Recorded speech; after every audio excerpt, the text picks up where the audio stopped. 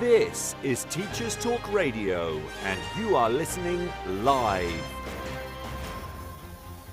Hello, and welcome to the Friday Twilight Show. I'm Claire Cannon, and whether you're listening live or have downloaded the podcast, thank you for joining me. This is the first SEND Snapshot show. Today, looking at EHCP needs assessments with some tips to reduce SENCO workload and using the law to help get requests agreed by your local authority. This is Teachers Talk Radio, and you are listening live. Tune in live at ttradio.org, or to join in the conversation, download the Podbean app and search Teachers Talk Radio. Follow the hashtag TTRadio. Tune in, talk it out with Teachers Talk Radio. Good evening, and once again, thank you for joining me for the first SEN Snapshot on Teachers Talk Radio.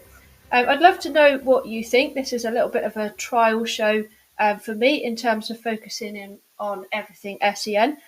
So please do share your thoughts. It'd be lovely to hear what you think. So what we're going to cover today, I mentioned EHCP needs assessments just in the header to the show. But I'm going to look at common experiences with EHCP applications. Absolutely get busting some of the myths around the process and what you can do if you come across some common difficulties. And then moving on to look at the legal tests for needs assessments and, importantly, how you can use those legal tests to reduce your workload. As I say, please do ask questions as we're going along. It'd be lovely to hear from you. So, just before actually we get into all things EHCP applications, I'm just going to start with a little bit about me, and my background is in SEN. So I started out with getting a degree in psychology. I was fortunate enough to get a work placement as part of that, which was in a school for children with special educational needs. I didn't really know what I wanted to do until that point. That kind of put me in the direction of travel that I've been on ever since. So to cut a short story, after teacher training and a few years in a classroom with some different roles, I became a SENCO in a middle school. So it's year 5 to 8, just happens to be where I live. We still have the 3-tier system. Before moving on to being a SENCO in a secondary and then assistant head in an SEMH provision. So essentially what I'm saying is, I have been there and I do recognise the challenges, and I see a lot of things on the social media where people are talking about the workload with EHCPs, about things that they're being told that they need to do or asked to fill in, or reasons why something perhaps can't proceed. So just wanted to unpick a little bit of that this evening. So as I say, I know that there is an ever increasing need. SEN it's not going away, particularly SEMH, pupils presenting with challenging behaviour, which ultimately, it leads to an increased workload for everybody. Actually, it's not just the SENCO, it's your teaching staff, it's your teaching assistants, it's your pastoral team, it's all sorts of people around the school. But today's show is focusing on the EHCP application, so particularly aimed at anyone who is a SENCO or is making those applications. Again, something else that can be tricky is the lack of services, especially when you're trying to get help for children. And early help, we know that that's vital for them. We don't want to let things go too far before we intervene. But getting hold of CAMS, getting an ed psych booked in your school is really, really tricky. And you're balancing that the whole time with parents who understandably want the support, and actually that's why we're in a job, because we want to support the children too. But quite often parents, growing levels of frustration because they don't know where to get support from, or perhaps how to access that support. So they are coming to school as that point of contact, which again, factoring that into workload. So you've got a lot of competing priorities as a SENCO. You've got that increased SEN demand, and quite often it can feel like there's a sort of lack of joined up thinking amongst the external agencies and the people that you're trying to work with. And actually there are ways that we can work together. There are things that we can do to make that process a little bit easier, and I'm going to think about that a little bit later on in the show. So, as we're saying, one of the biggest things that contributes to Senko workload is these EHCP applications. Now, if you are currently a Senko or have been previously, perhaps you line manage a Senko in your school, or you are a friend or colleague or family member of someone who's a Senko, I'm sure you have heard them talking about very lengthy forms that they need to fill in for EHCP applications. Quite recently, actually, I heard of one school who said they call it the green form. I'm not sure why, but whether it's on green paper or green text, but they call it the green form, and it is 20 pages long. And I thought that's quite an undertaking if you're applying for, even 3 or 4 students a year, quite often more than that.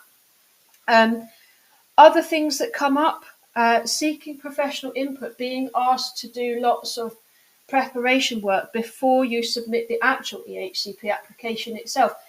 And that process, getting an EdSite to come out, getting CAMS involved and so on, that also involves a level of paperwork and making those referrals. Other things that contribute to workload are things like proving you've spent a certain amount of money on a pupil. Often, I also hear about people being asked to effectively duplicate information because you've got something in your school's format and people are being asked to put it in a different format that's specific to that organisation or local authority, for example. We'll have a look at all these in a little bit more detail in a few minutes. Where are we at? So another thing that people quite often get told, and leads to a lot of frustration actually, as well as the workload associated, is waiting to hear whether your request has been agreed. You've made your EHCP application, you've submitted it to the local authority, you're then in that 6-week period when you're waiting to find out. And quite often you might get a response that says something like the pupil's need is not severe enough, or that you've missed out something from the application, behaviour log, for example, or maybe you've been told simply it does not meet threshold. Another common reason is that you've not put something in a certain format. As I mentioned before, people being asked to duplicate things, which, workload got to be a factor here. Now, I said at the beginning I was going to be busting some myths today. So all of the things I've just mentioned, particularly around forms, and some local authorities now using online hubs, you actually don't need to fill in those forms. I'm going to say that again, you do not need to fill in those forms. There is no set format for EHCP applications. Yes, I do understand, I've been there myself, where local authorities may tell you that is their policy. However, their forms or their layout or their online portal or whatever they're using, they're absolutely not a legal requirement. Now, don't worry, if you're wondering, how did I not know this? You are far from alone.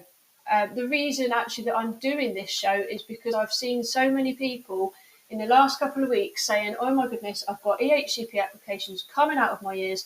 I don't know what to do because there's so much work involved. But actually, the forms are not a legal requirement. And, I could spend ages talking about the training and perhaps making people more aware of these things. I know, again, from my own experience, that it's something that I found out about on the job. It wasn't something that came up particularly while I was doing my Senko course. And unfortunately, it's also not something that your local authority are likely to tell you either. And what I would say is, you don't know what you don't know. So if you weren't aware of there being an alternative process to the lengthy forms, don't beat yourself up about it, because, how could you know? You don't know, as I say, you don't know what you don't know. So I will come back to these forms and also the notion of not meeting threshold. So after a break to hear from our sponsors, we'll have a think about those in a little more detail. I've always considered myself to be a caring head teacher who acts sensitively to support staff mental health. But what I found increasingly difficult was managing the negative impact on staff mental health when resolving issues related to their employment or daily work. Heartfelt Leadership has been developed by Teachwell Toolkit as a handbook to support head teachers to overcome the challenges of school improvement while supporting staff well-being. We know that difficult conversations can quickly turn into conflict if procedures are not fully transparent, understood and followed. Our handbook takes you through step-by-step processes while maintaining mutual respect, avoiding conflict and finding solutions. At Bloomsbury Education, we're passionate about supporting teachers with high-quality professional development books from leading experts. Whether you're navigating your first crucial years as an early career teacher or a more experienced teacher looking to refresh your practice or take a step up into leadership, our award-winning books are here to help.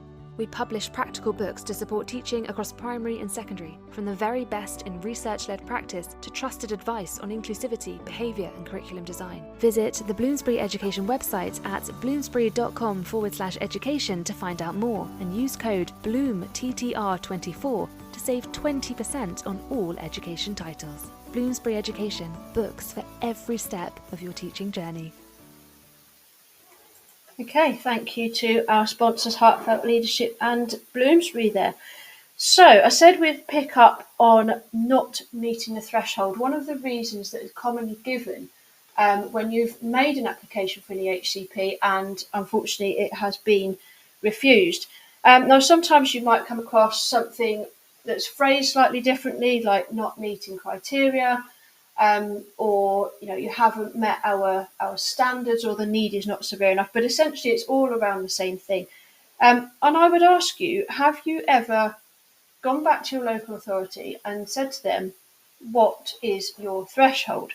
Now, the reason I ask that is because they're actually unlikely to be able to tell you, not at least with a legal basis. Now, I have heard reasons given, for example, a pupil with cognition and learning needs, a local authority saying, well, a pupil must be X amount of years behind. If they're 11 years old, they have to be working at the age of a 7-year-old, for example, or they've used a key stage as a sort of guideline and said, oh, well, if they're in key stage 4, they have to be working back at key stage 2 in order to be eligible.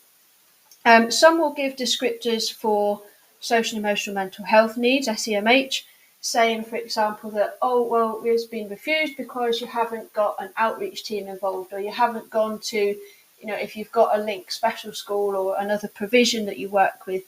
I've also seen for students with speech and language needs, communication needs, schools being asked to get a speech and language therapist involved. I have to say, well done if you found one, because there doesn't seem to be many about. Same with educational psychologists, actually. And the other common one is schools being told you haven't spent £6,000. Again, mythbuster alert here. You do not need to spend £6,000. Neither do you need to complete 2 cycles of assess, plan, do, review, or any other amount of cycles. You certainly do not need to have any external involvement, and there is no threshold for a certain amount of years behind or a certain key stage. And what if I said to you, not only are these myths, they are also unlawful. They are unlawful reasons to decline a needs assessment. So, next question: if they are unlawful, do you know what the law actually says? Now, firstly, I do just want to be clear here. I've called it getting an EHCP or an EHCP application, but we shouldn't actually call it that, because what you're applying for is a needs assessment, sometimes known as an EHCNA or ECNA, sort of for short. So what we're focusing on in this show particularly is the needs assessment. You're essentially requesting a second opinion or further information from an external professional, and what they're doing is coming in to understand the strengths, the difficulties, and the provision that student requires. And the law here is really, really clear. And when I say law, we're referring to the Children and Families Act 2014, quite often referred to as CAFA. This is a public document and it's available online. So if you Google CAFA 2014, you will find it. Now, there's quite a lot to that document. In terms of the EHC needs assessment, we are looking at section 36.8, and I actually don't need to look at my notes to tell you that because I've referred to it so many times. What I do need to look at is the actual wording, which I wouldn't normally read out, but I am actually going to read word for word what it says. So section 36.8, the local authority must secure an EHC needs assessment if the child or young person has or may have special educational needs. The second test is that it may be necessary for special educational provision to be made for the child or young person in accordance with an EHC plan. Now, a huge emphasis there on the word may. Okay, so just to reiterate, the first test, the child or young person has or may have special educational needs. The second one, it may be necessary for provision to be made with an EHCP. So, as the SENCO, this is where your role has a level of professional responsibility. You are essentially the filter. In many ways, you could pretty much apply those two statements to all students in your school. If you're a big school, clearly you're not going to be making applications for all, for a big secondary school, 1,500 students, for example. So as the SENCO, that is your role to be the filter. Now, I would say the same criteria actually apply to parents as well as teachers or any other professionals that may be making the EHCP request.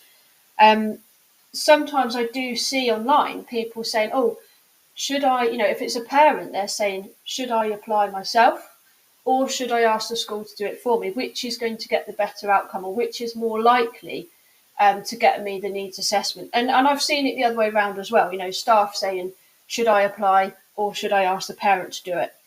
Actually, in the eyes of the law, they are exactly the same. There is no weighting whether it is the parent or the school or anybody else that makes that application. So, just going back to how this law applies to needs assessment requests and those reasons that the local authorities have given, you can see from the fact that it's all about may have SEN and may need additional provision, that all of those reasons around funding, around cycles of assess, plan, do, review, none of them are stipulated in those two legal tests.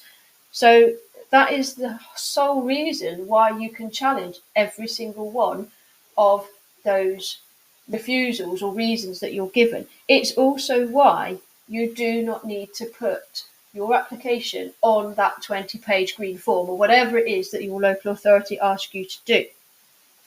So let's have a little think about the first test in a bit more detail. Now, I know if you're listening live, it's Friday evening, and you might think, oh, lots of legal stuff, but I'm going to try and, keep it simple, not use too much technical language, and hopefully, go away, download the podcast, listen to it again, and hopefully it will be helpful. So, the first test, the pupil or young person may have SEND. So actually it's important here to think about what actually is SEND. Quite easy to think of examples such as autism, ADHD, dyslexia, the common things that we see in schools. It can also include challenging behaviour. It can also encompass things like EBSA, so emotionally based school avoidance, or similar acronyms that are used. And I would say here that a pupil who's not attending school or who's attending part-time, again, is not a reason for the local authority to refuse assessment. They clearly have a need, actually, if they have a barrier that is so significant that they cannot attend school. The other thing is that an EHCP isn't just about them being in school. And for most students, yes, it's true that it is, but there are cases when something called EOTAS, or education other than at school, may be more appropriate. And for those students, quite often the EHCP is the portal to getting access to that provision. So, yes, those things are all types of special needs. But as we're talking law, I am going to just mention here the legal definition of SEND. And again, going back to CAFA, the Children's and Families Act, this time section 20. So definition is that a child or young person has special educational needs if he or she has a learning difficulty or disability which calls for special educational provision to be made for him or her. Now, I just want to pick up on the fact there that there is nothing about a formal diagnosis. So again, if you're getting told by your local authority that a student has to either have or be in the process of getting a formal diagnosis, that is also not something that they can use as a valid reason to not give your child a needs assessment. So I'm going to unpick one more thing. So in that definition of SEN, did mention the phrase learning disability. There is also a legal definition of that. So here goes.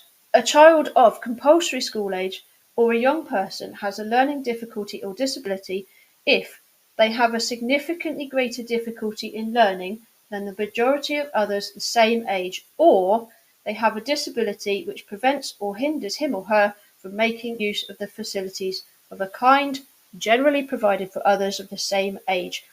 So I know that is quite a few words actually, thinking about it for a Friday evening, but what it's all getting at is that this is not about formal diagnosis. This is not about having lots and lots of evidence to prove what you are saying.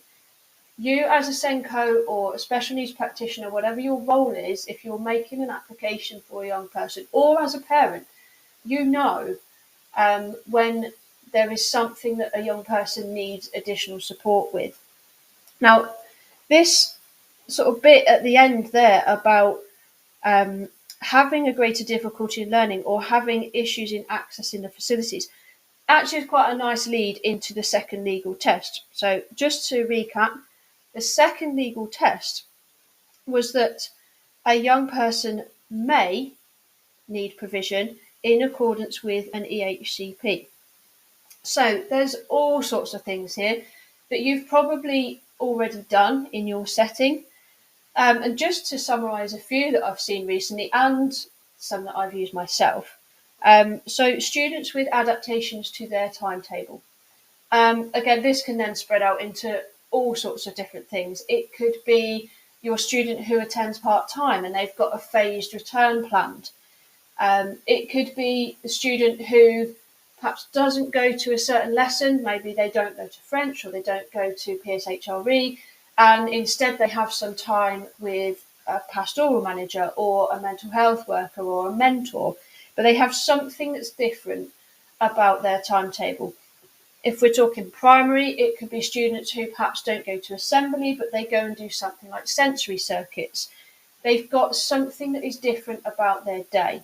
Another thing that's becoming more common is students who have a delayed start, so they miss that main rush when everybody arrives, and perhaps they have something similar at the end of the day, or they have a different method of going out and meeting their parent if they're primary school, or whatever it is that's in place for them, if they're at secondary. Other common provisions that you can show meet the legal test for needing provision is access to technology. There's so much stuff out there now, people using touch typing. Some schools now even going with just every student having things like a Chromebook. So they're doing everything digitally, which means you can use dictation, you can change the colour of the font, you can change the colour of the background, you can make things larger, smaller, read aloud.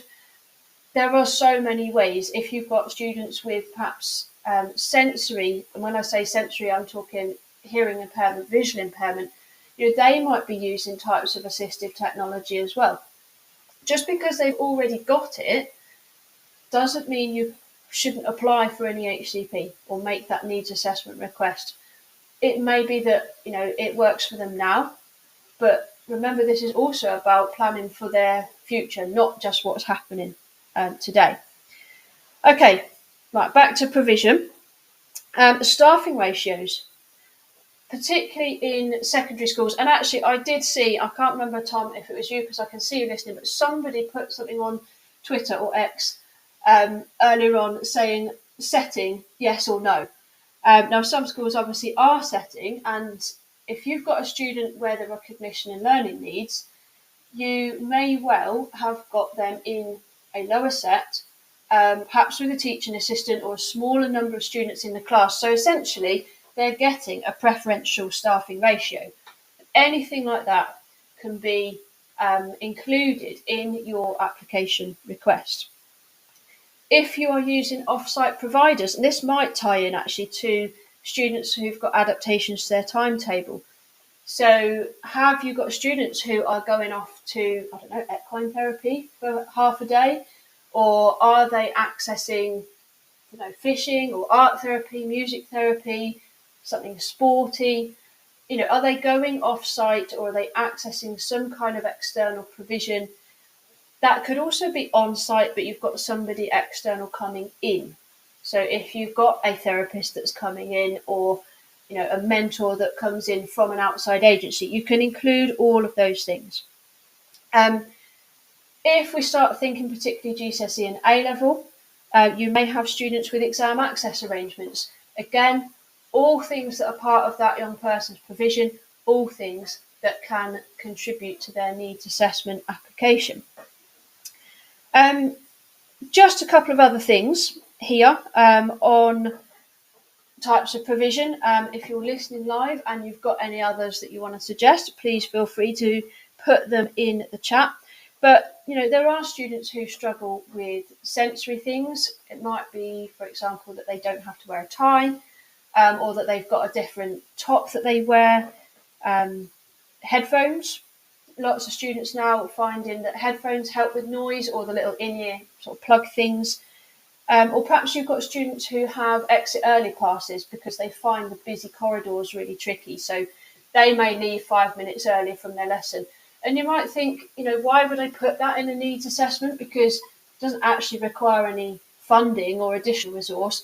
But what it's doing is building a picture of their need, and putting across that sort of context, and it also helps people understand, the why behind perhaps some of the other things that are a little bit more costly or resource heavy to implement. So we've gone through a couple of things there. The 2 legal tests for a needs assessment. We've had a think about the types of provision, and we've also had a little look at the definitions. There's quite a lot to think about actually for a Friday evening. So I'm going to give you a little bit of a break while we listen to the news, and then I'm going to come back, have a think about how all of these things can actually help you to reduce your workload. I've always considered myself to be a caring head teacher who acts sensitively to support staff mental health. But what I found increasingly difficult was managing the negative impact on staff mental health when resolving issues related to their employment or daily work. Heartfelt Leadership has been developed by Teachwell Toolkit as a handbook to support head teachers to overcome the challenges of school improvement while supporting staff well-being. We know that difficult conversations can quickly turn into conflict if procedures are not fully transparent, understood and followed. Our handbook takes you through step-by-step processes while maintaining mutual respect, avoiding conflict and finding solutions.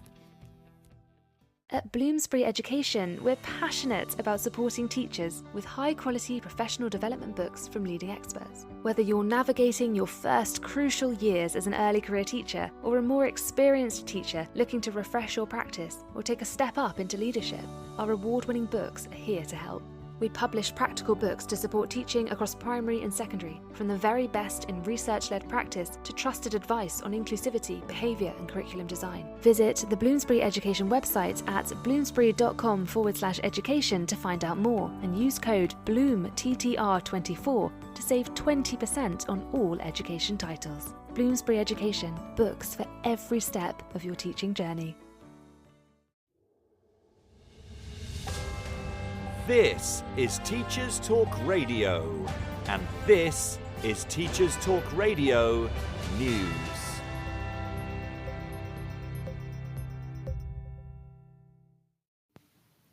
BBC News reports that MI5 has briefed Vice-Chancellors from 24 universities across the UK on the threat from foreign states which could undermine national security. The Vice-Chancellors were warned that cutting-edge research could be targeted by states seeking to boost their own militaries and economies. The Deputy Prime Minister has also announced a consultation on measures to protect UK universities. There has been no direct reference to any one state, but the government has previously warned that China could be gaining influence in British academic research. The institutions involved in the briefing included Oxford, Cambridge and Imperial College London. The head of the Russell Group said its members take their national security responsibilities incredibly seriously. The Chief Executive of Universities UK said the body has worked with government for several years. The latest particular threat could be to academic research that has a potential dual use in civilian and military life.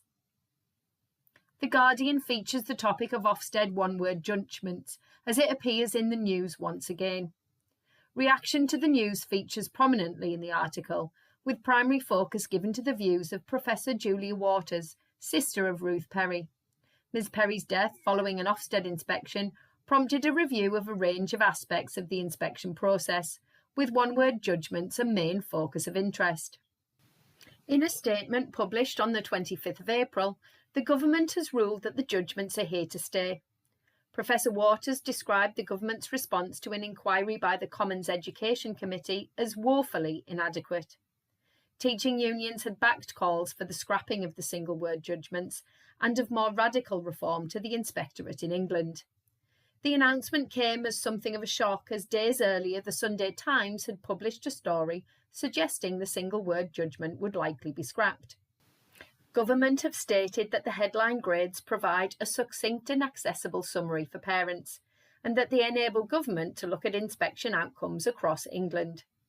The statement went on to say they would continue to listen as part of the Big Listen public consultation, although many have criticised the wording of some of the questions, which appear to prevent clear, critical feedback. It seems that funding for education isn't just a hot topic for the UK. The BBC Latin American news site reports on protests in Buenos Aires as thousands of people took to the streets to demand increased funding for public universities. Argentina's president came to office in 2023 and vowed to take a chainsaw to public spending and justified the cuts by calling the state-run universities centres of socialist indoctrination. Ricardo Gelpi, rector of University of Buenos Aires, says the institution may have to close within 3 months without more funding. Pictures from the demonstration show tens of thousands of protesters dancing, playing instruments and holding banners.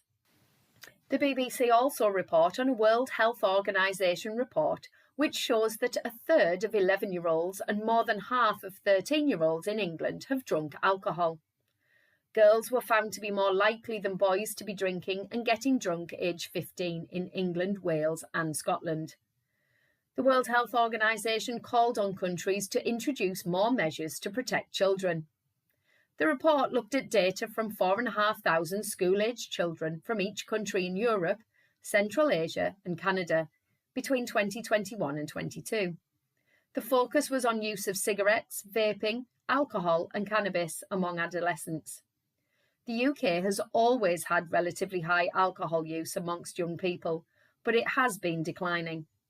On cannabis use, the report found more boys in Scotland had used the drug compared to all other countries. No data was provided for England. Smoking is much less common, but the report confirmed that vaping rates have overtaken it in most countries and are above average in the UK. Full details of the report can be found on the BBC website.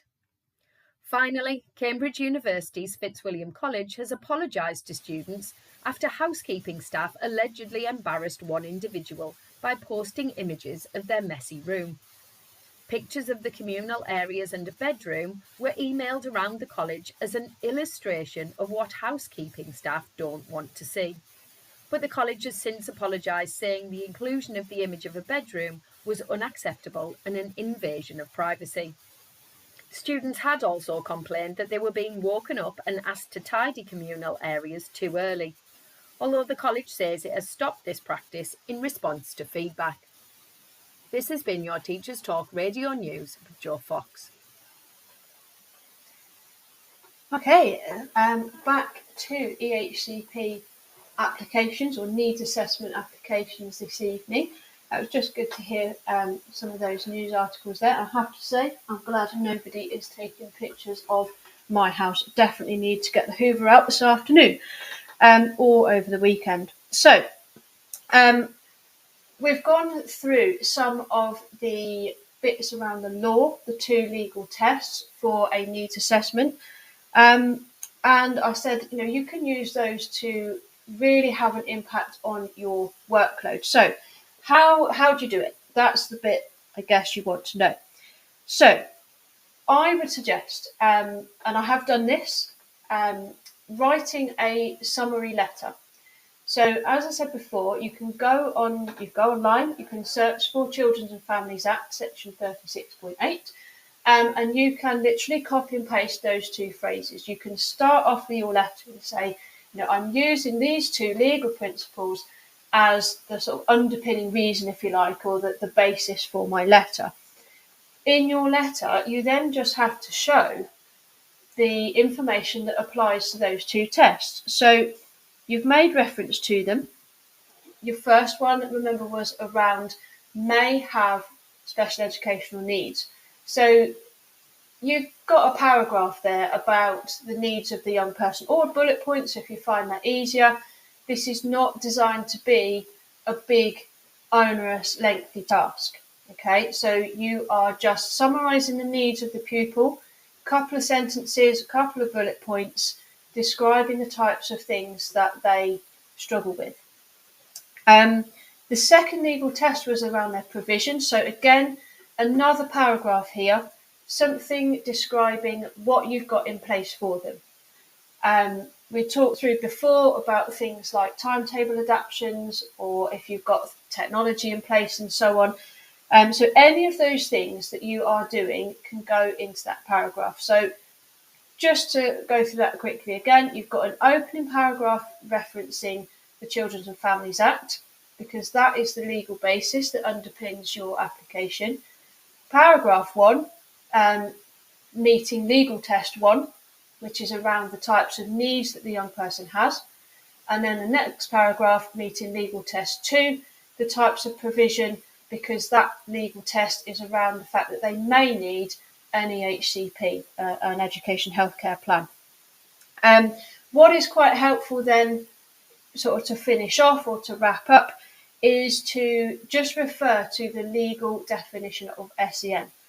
So as I said before, that is Children's and Families Act section 20. You can Google that, it will come up. And again, you can copy and paste that in. And there's absolutely nothing wrong with you copying and pasting it, because it is the law. You can quote it word for word. It is just a fact. Now, this letter is absolutely not a covering letter for the form that your local authority provide. It is a replacement. It is instead of that form. Now, I get it, that might feel a little bit difficult, that might be causing you some anxiety, because we are told you need to fill in this form. We are told we will reject your request if you don't fill it in completely every single page. But actually, remember that legal test, there is no stipulation that you use a set pro forma. Now, and I would just ask you to reflect on a point here that I was thinking about the other day. If it was a legal requirement to use a set pro forma, why would every local authority have their own set of forms?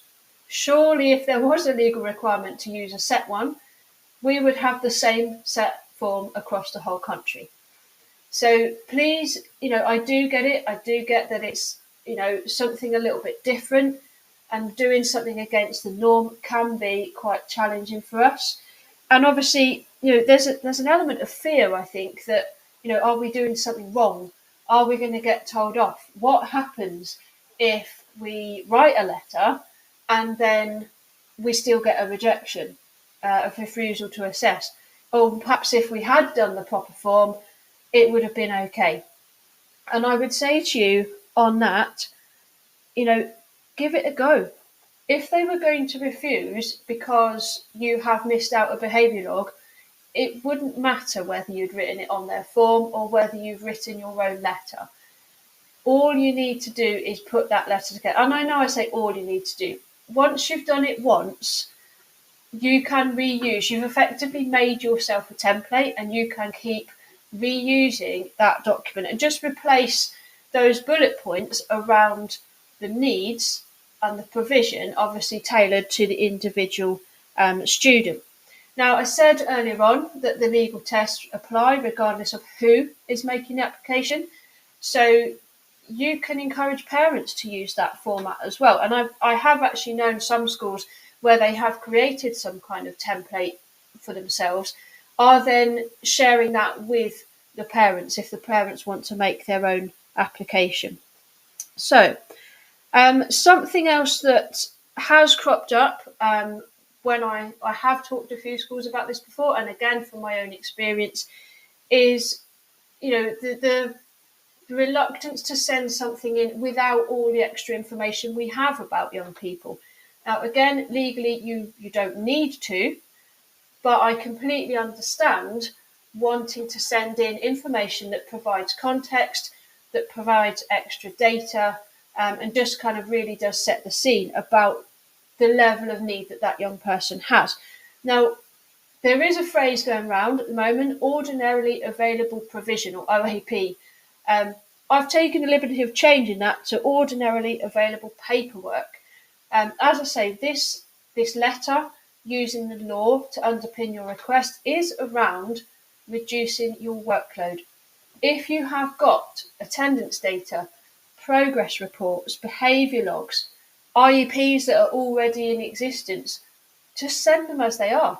You don't need to format them into somebody else's template.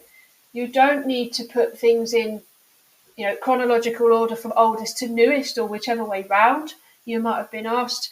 If the information is there to hand in a format that you use day to day, then that is, use it as it is. Don't duplicate. Don't create extra workload for yourself. You've got enough to do as it is. So let's just run through that one more time. You've got your letter. You are underpinning it with the Children's and Families Act, Section 36.8, with your legal tests. You've got a paragraph about need. You've got a paragraph about provision. And then you've got a little summary bit saying, I understand that this is what the legal definition of SEN is. You can then add to that whatever paperwork you decide, but that paperwork should be things you already have on your school systems. If you use things, there are so many packages out there that schools use now, but they will all be able to run off your attendance report, your progress report, whatever it is that you decide you want to put in.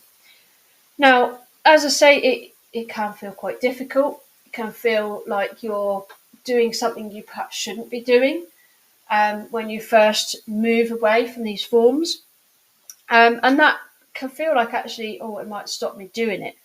So what I would say is imagine that in a way your local authority is a bit like a gatekeeper. And by putting those forms in, they're getting you to do a huge amount of work. You putting that letter in is saying, I know what I'm doing, and you're pushing that gate a little bit. You might get some resistance, so push the gate harder, go back and say, I know I don't need to write on your 20-page form. I know I need to apply under these 2 legal tests. And I do find my experience is that if you push, if you make it known that you're aware of what the law says and that the law is on your side, you generally will get what you want. It is a little bit of that case of if you kind of shout loudest and longest, you get what it is you want, and it shouldn't be that way, but it is the case. And this letter, writing something short and sharp to the point, it does work. So as I say, once you've got it, you can then keep reusing that format, and that is what is going to save you time in the long run. So I'm just going to bring things to a bit of a summary and then close off, because it is actually the start of the bank holiday weekend. Raining out of my window, but hopefully it will brighten up, and hopefully wherever you are, you will have a nice weekend.